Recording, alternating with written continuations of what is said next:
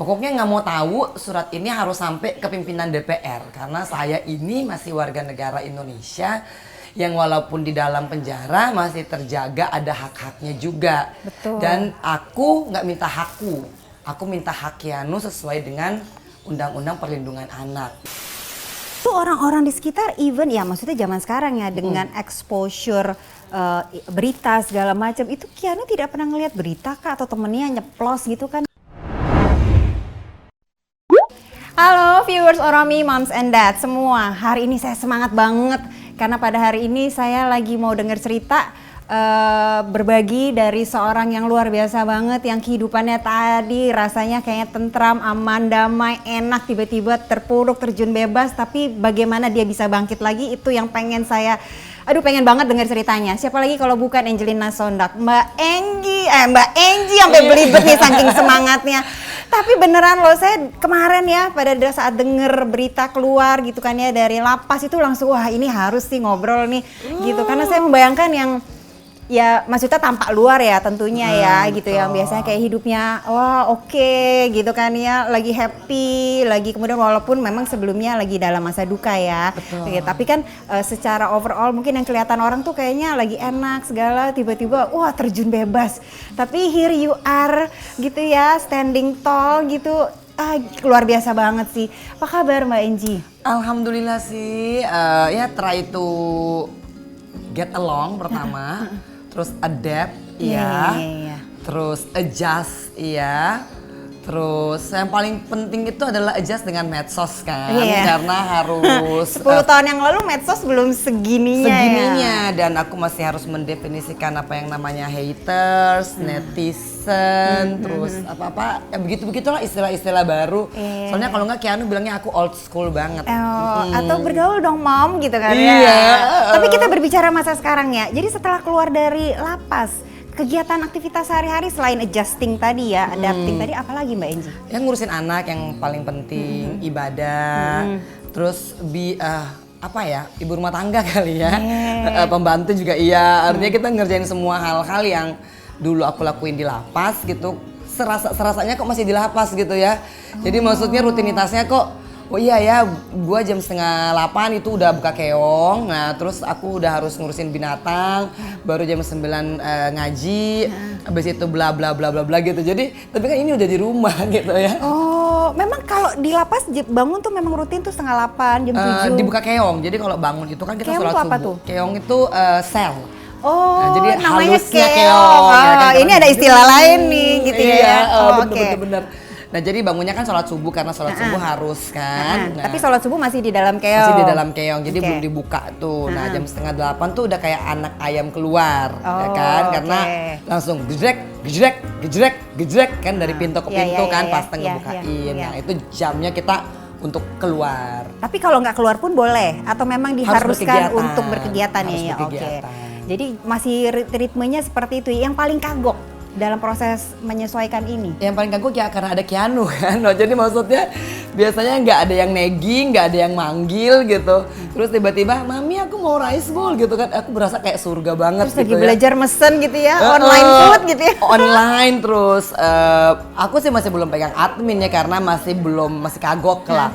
Tapi kan aku udah diajarin Alia, udah diajarin Keanu. Jadi aku udah mulai sih, artinya step by step knowing the revolusi 4.0 lah. Iya. Tapi di hari ini nih kita ngobrol ini berarti udah berapa lama nih keluar lapas ya?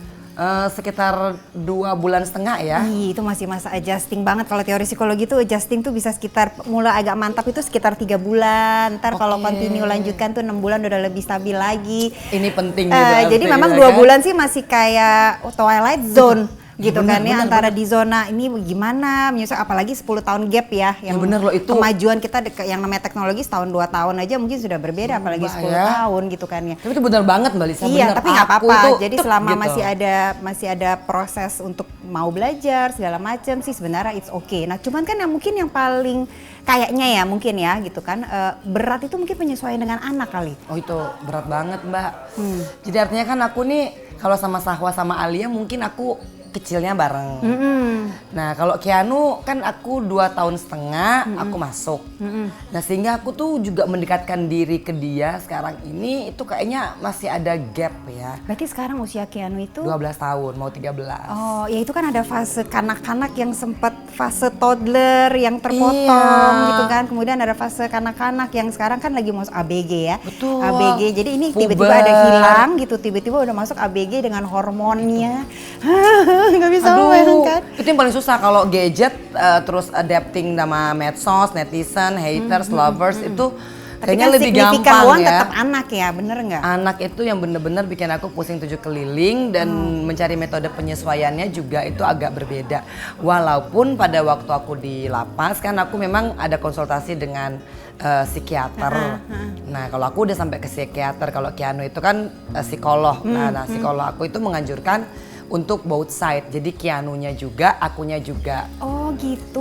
Jadi pada saat Mbak Enji ada di lapas, Keanu Iya. di luarnya didampingi sama psikolog. Didampingi sama psikolog. Oh, oke. Jadi ketika kita menemukan indikasi bahwa kok Keanu ada sedikit ini ya nggak percaya diri, terus di sekolahnya juga dia menurun. Itu indikasinya terindikasi kapan tuh? Pas kelas 2, kelas 3 ya. Oke, berarti kan ada jarak dari 2,5 itu sampai 2,3 itu sekitar Iya. 7 tahunan, 8 tahun. Jadi ketika ya. dia mengetahui bahwa oh mamanya itu di penjara, sepertinya di situ. Sampai dengan kelas 2, kelas 3 memang dia belum tahu kalau Dia taunya aku sekolah atau aku di pesantren. Jadi setiap kali kalau datang bilangnya ya sebentar ya nanti teachernya marah kalau misalkan mami nggak ngajar gitu. Masih sering dibohongin lah dalam tanda kutip sama gitu. Neni sama Pak Ikna. Oke. Tapi Keanu sendiri rutin anak-anak yang 2 perempuan gitu kan itu juga rutin nggak berkunjung atau memang nggak boleh ya kalau di sana? Ada sih waktu berkunjung, cuman ada satu kesempatan, ada satu time gitu ketika jam kunjungan itu cuman sampai jam 3 sore dan kunjungan Sabtu Minggu ditutup. Oh, pandemi kah atau bahkan Enggak, sebelum pandemi enggak, juga? sebelum pandemi.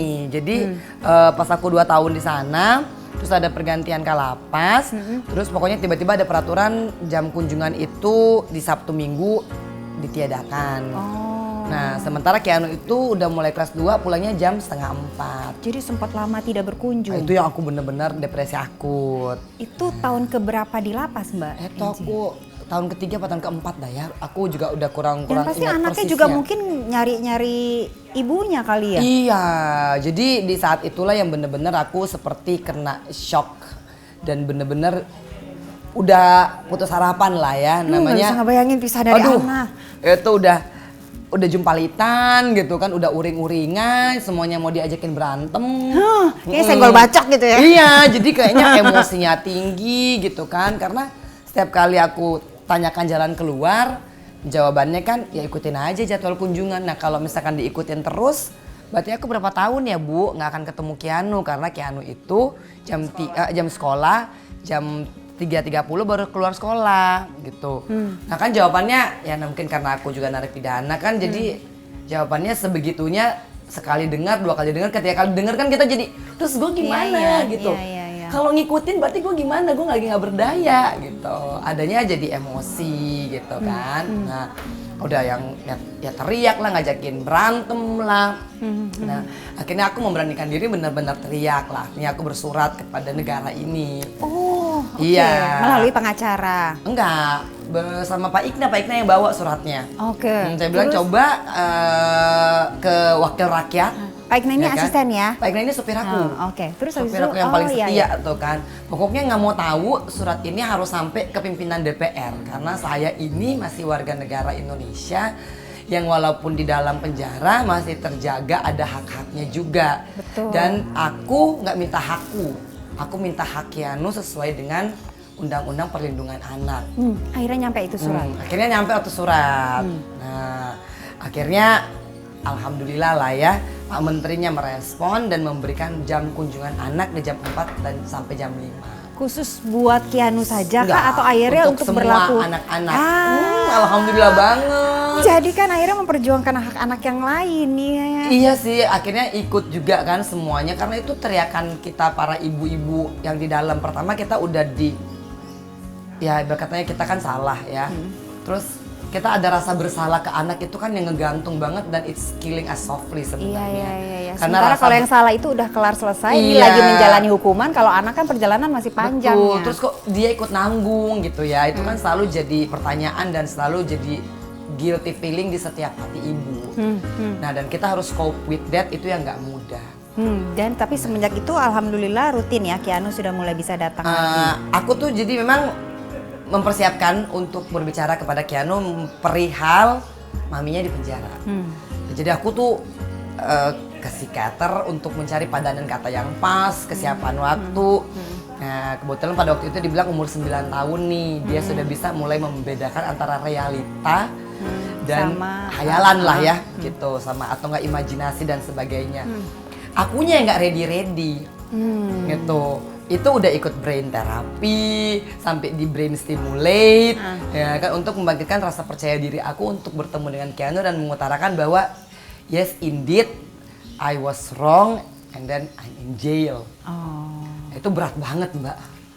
Sangat berat dan itu orang-orang di sekitar even ya maksudnya zaman sekarang ya dengan exposure berita segala macam, itu Keanu tidak pernah ngelihat berita kah atau temennya nyeplos gitu kan? kayaknya sih dia sudah pernah mendapatkan bully secara tidak langsung ya. Cuma kan dia laki-laki jadi tidak seperti anak perempuan yang Atau selalu mungkin dia juga tidak tega untuk attacking momnya juga kali. betul. Jadi dan sampai sekarang dia nggak pernah nanya directly. Cuman misalkan ke orang-orangku gitu.